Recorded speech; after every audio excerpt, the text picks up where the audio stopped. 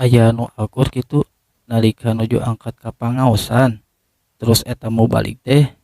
nyareos kieu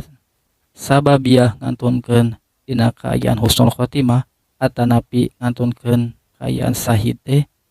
nalika jalmi anu nuju ngaji atanapi pangajiannya atau atanapi bade angkat ka pangajian oge atanapi uwih di pangajian